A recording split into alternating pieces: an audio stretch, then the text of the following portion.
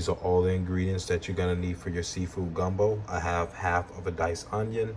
I have a red, yellow, green bell pepper, half of each.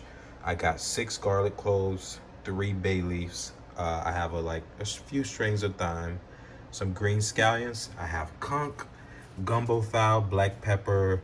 Of course, I have my self-rising flour, Old Bay seasoning, Creole seasoning. Seafood that I'm gonna be using is some snow crabs.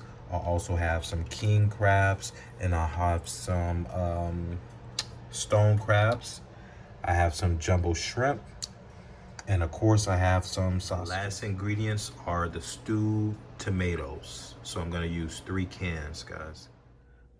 So the first step of what you guys are gonna do, you're gonna get some veggie oil or some pure canola oil, and you're gonna go ahead and you're gonna pour about 5 tablespoons of oil into your pot. So guys, after my grease is hot, I'm gonna go ahead and I'm gonna get my my flour. I'm gonna get 1 and 2 and 3 tablespoons of flour. And with my flour, I'm just gonna mix it in to my grease. And I'm gonna let this mix into my grease until this turns brown, guys. So you wanna mix that in with your grease and let it brown. It's kind of sort of similar to making a gravy. You do kind of the same stuff with gravy, but it's just a little different. All right, guys, so this is the color that you want your oil and your flour to get. As you can see, it's kind of thickening up.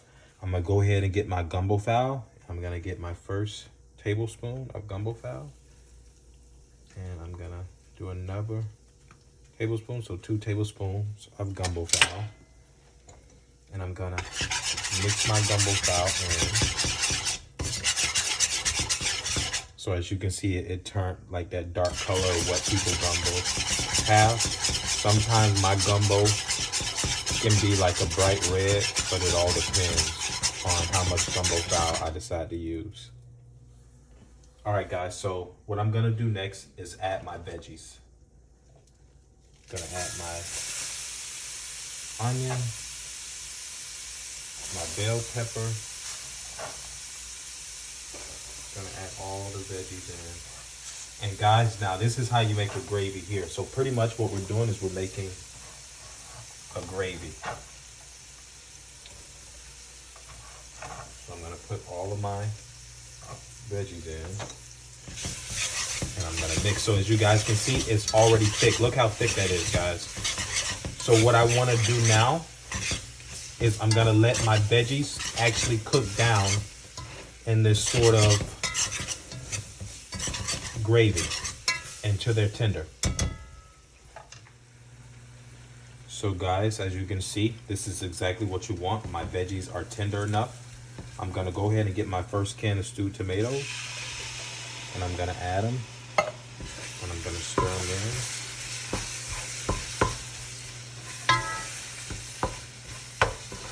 in. And look how thick this is, guys. This is how you know that it's perfect, when it's that thick. I'm gonna add my second can of stewed tomatoes, and I'm just gonna stir. So you wanna make sure you get like this thickness.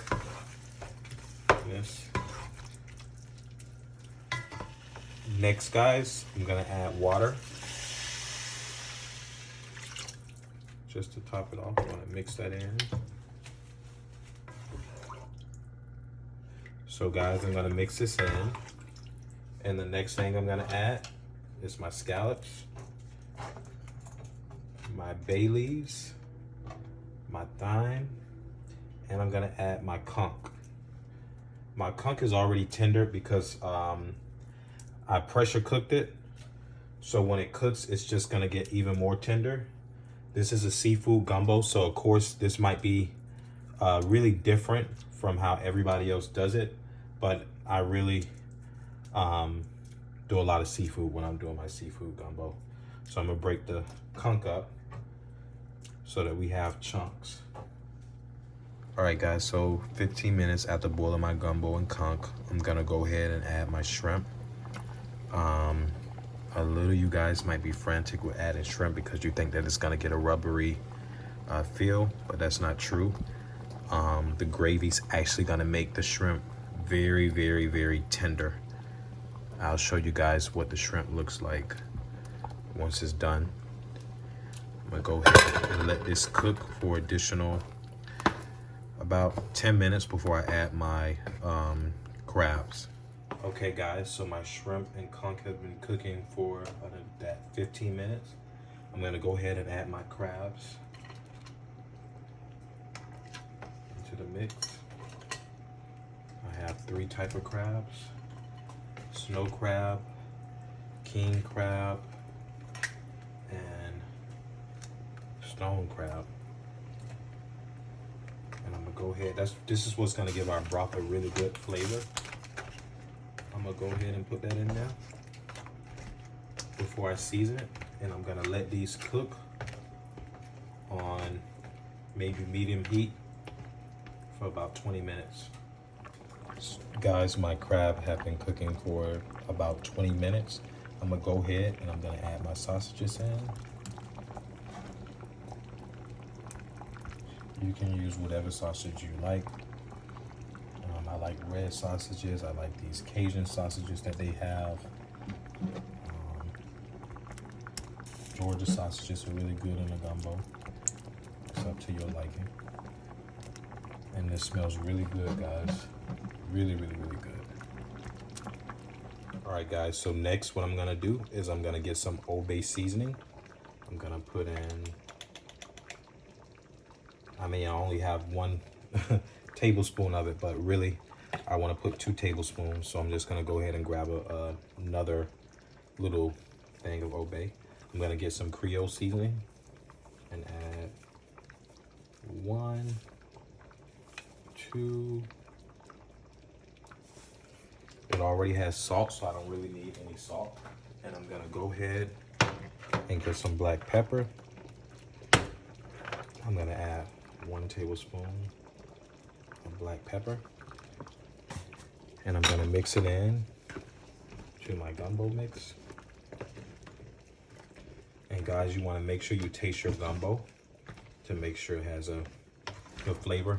I'm still missing out some Old Bay seasoning that I use.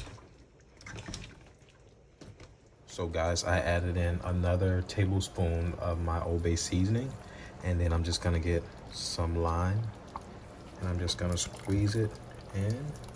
I know this is really different, guys, but trust me, everybody always asks for my gumbo recipe because it's so good.